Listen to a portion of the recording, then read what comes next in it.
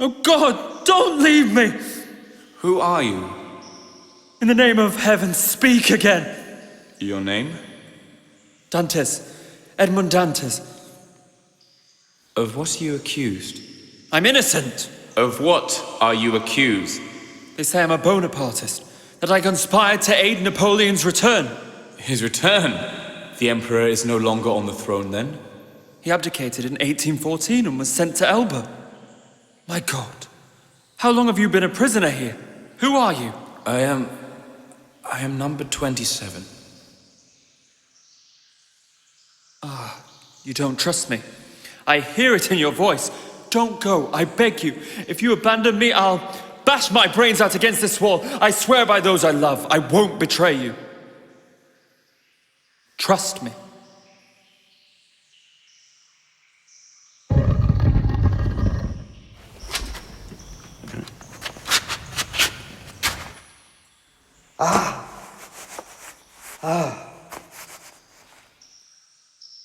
Help me climb up.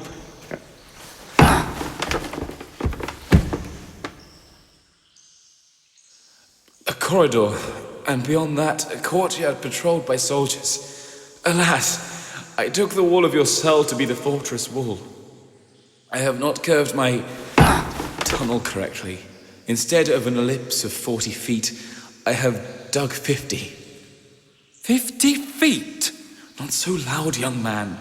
That's impossible. It would take years. 3 years. But how did you get the tools? I made myself some, and with the exception of a file, I have all that are necessary. Here is my chisel. You made that? With one of the clamps of my bed, it has sufficed to hollow out the tunnel to you. Aren't you the priest who is thought to be ill? Don't you mean mad?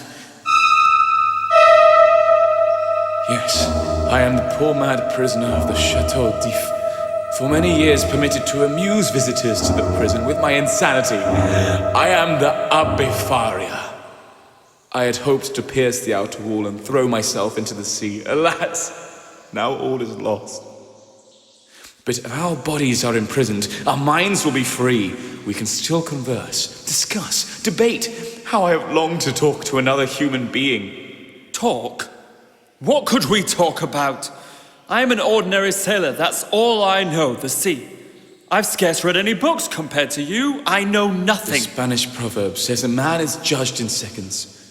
I can tell that you are intelligent and will prove an apt pupil. You mock me. We've got nothing in common. Oh God, just leave me alone to die in despair. Who speaks of God and despair? A man drowning in sorrow, hating cruel fortune, wanting to die. Just give me your mind, I'll show you new worlds where a free soul can fly. Your words, old man, are as cruel as the dungeon. You're crazy, you've been here too long. Don't give false promise where there is nothing. Don't give me hope when there's none. Wait, hear what I say. There's freedom in learning when you're burning inside. Just open your mind, I'll show you new worlds where a free soul can hide. I hear you, old man, are you really a savior to help my tormented soul? Can you open my eyes where there is darkness? Can I believe what I'm told? Yes, believe what I say. Believe you have a future, that there's a reason you should live. You must fight off despair, face life with courage. You're a young man with my to give. You're a young man with much to give.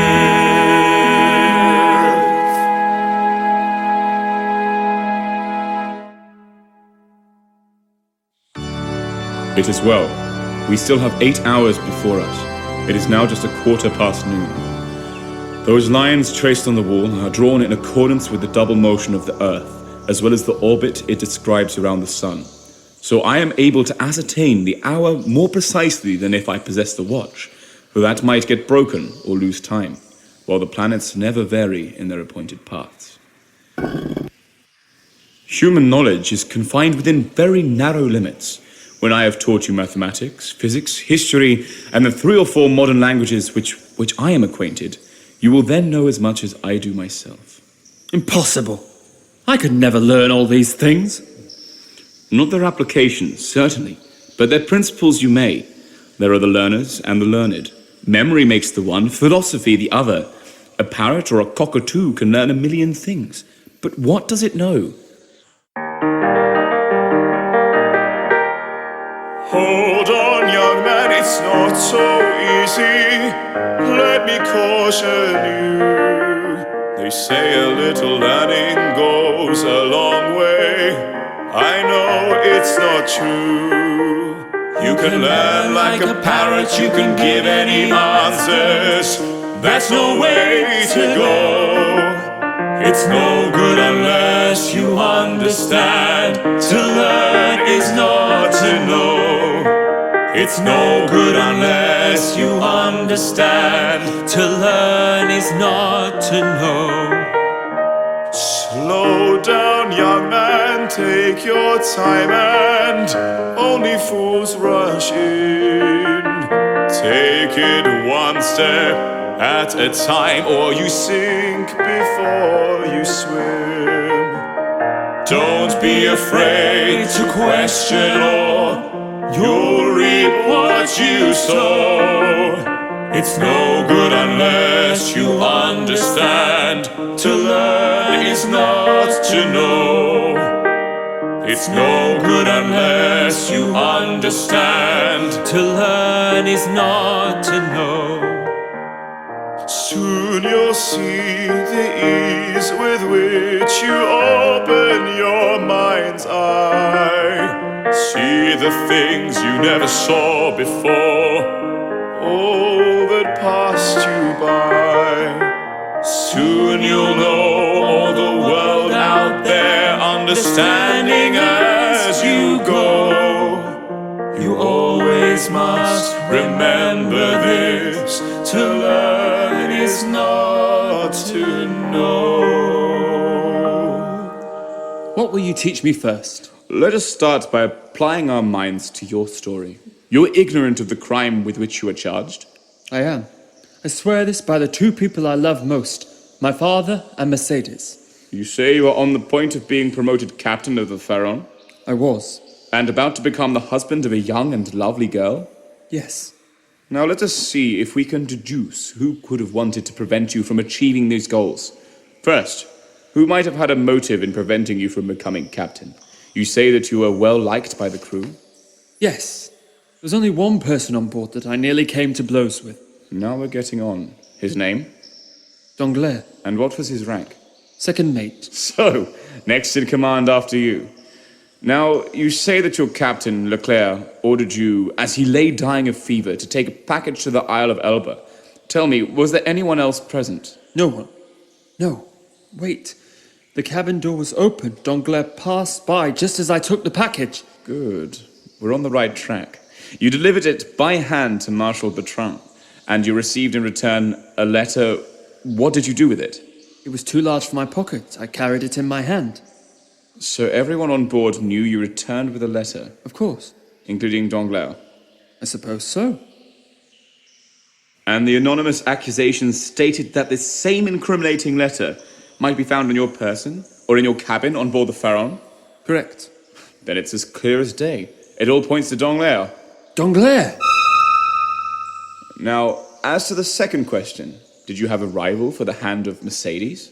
Fernand Mondego. Spaniard. Spanish blood. The Catalans quit Spain to settle in Marseille, but he couldn't have written that letter. He was more likely to stick a knife in me, and he didn't know we'd touched at Elba. Then it must be Danglars. Wait, was Danglars acquainted with Fernand? No. Yes, he was. Now I remember. What? I did see them together once, on the night before my arrest. I'd gone to La Reserve with Mercedes to arrange things for the wedding. They were drinking with Carderousse. He'd had a few too many. Wait, when we left, it all comes back to me now. There on the table beside the bottles, pen, ink and paper, the swine, the cruel, heartless swine. But why was I never brought to trial? That's the great mystery. What I have deduced so far is child's play compared to this question. In the first place, the young magistrate who examined you, how did he treat you? With compassion. He read the letter I was to take to Paris and offered to destroy it as it would incriminate me. This sounds too good to be true. To whom was the letter addressed? To Monsieur Noirtier, number 13 Rue Coq-Héron, Paris. Noirtier. Noirtier? I knew a Noirtier during the Revolution. What was the name of your magistrate? Villefort. Villefort, of course! You poor young man! And you say this magistrate expressed great sympathy for you? He did. And the worthy man destroyed your compromising letter? He burnt it in front of me. And then made you swear never to utter the name of Noirtier? Yes. Why, you poor simpleton. Can't you guess who this Noirtier was? Whose very name he was so careful to keep concealed? No, I can't. None other than the father of your sympathetic magistrate. No! No! Yes. His own father, I assure you, was Noirtier de Villefort. You run some risks in taking that letter. Excellency, forgive me. I know nothing of politics. It's Fernand, my cousin. Don't you remember him? Yes, of course. Fernand Mondego. I trust your action won't bring you into trouble. I'm not important enough to have enemies, Excellency. The wheel turns. So everyone on board knew you returned with a letter, Of course. including Danglars. Danglars! Do you believe in destiny? I trust in my luck, Excellency. My star is in the ascendant. Have I your trust? Oh, monsieur, you've been more like a friend than a magistrate. Remember, the fates can be cruel. Can't you guess who this Noirtier was? No, I can't. None other than the father of your sympathetic magistrate. No! Fernand, no! Danglars, no! Villefort! Fernand, no! Danglars, no! Villefort, no!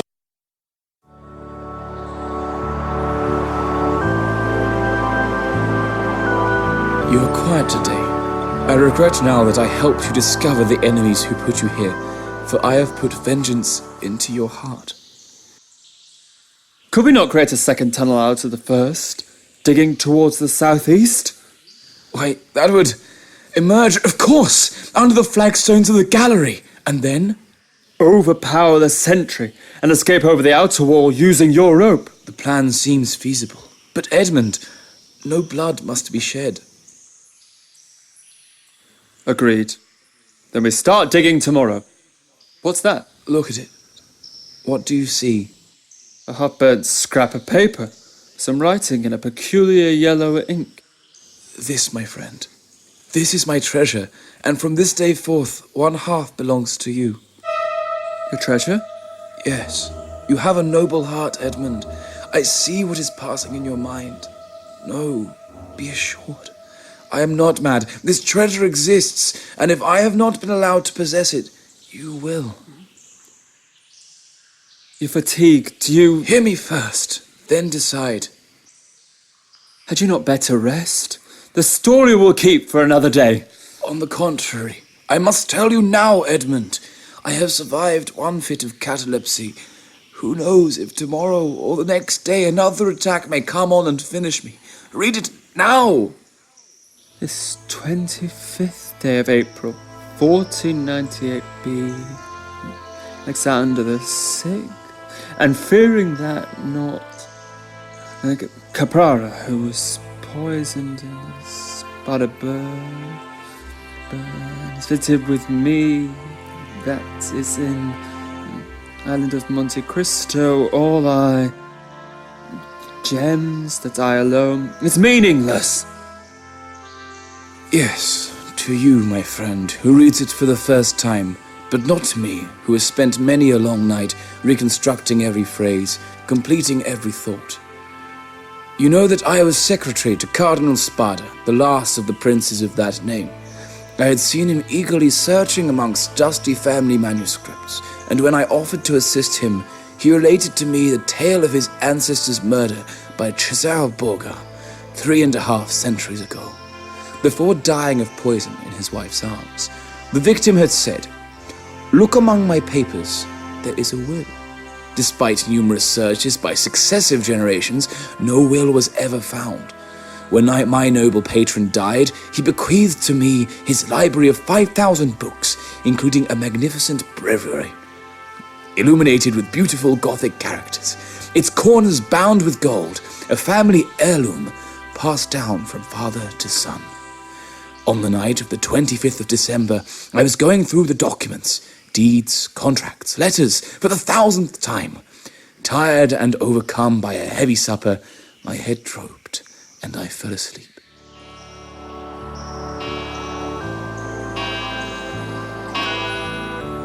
I awoke just as the clock was striking 6. All was in darkness. I rang for a light. No one came. Taking a candle, I groped for a spill to light it with. In the breviary, on the table beside me, was an old paper, yellow with age, used as a bookmark. I twisted it and thrust it into the dying embers. As if by magic, characters appeared. Quickly, I blew the flame out, but nearly 1/3 of the paper had burnt. That is the paper you hold in your hand. Now, take this other paper, put the 2 fragments together, and read again. This 25th day of April, 1498, being invited to dine with His Holiness Alexander VI, and fearing that not content with making me pay for my cardinal's hat, has reserved for me the fate of Cardinal Caprara, who was poisoned. I bequeath to my nephew Guido Spada, buried in a place he knows, and has visited with me, that is in the caves of the small island of Monte-Cristo, all I possess of ingots, gold, jewels, diamonds, gems, which he will find on raising the 20th rock from the small creek to the east in a right line. 2 openings have been made in these caves.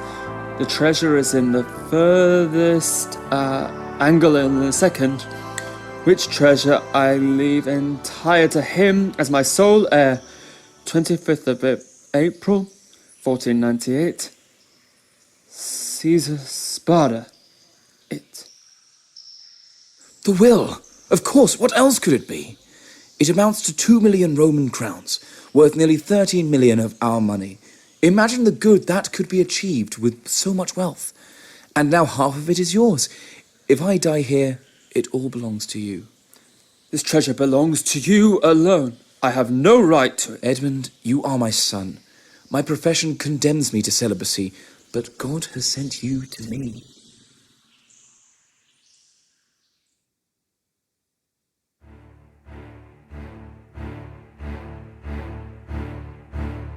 Weary months turned slowly into years as Faria and Dantes tunneled together. All the while, Faria continuing to educate Dantes in the mysteries of science, languages, and the arts. Dantes proving an avid and eager pupil, as Faria had foretold. Until one heartbreaking day, the cry that Dantes had always feared.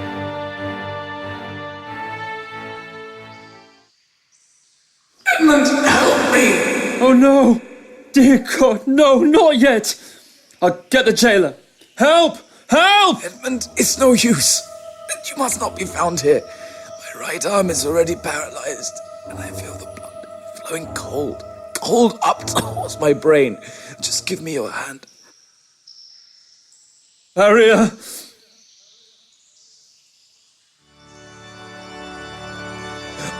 My sight is gone, yet I see. God grants me a vision. My eyes pierce the inmost secrets of the earth. I see it. The treasure of the Spartas, there! It exists! Its brilliance dazzles me. Oh, Esmond, my son, remember me. Adieu.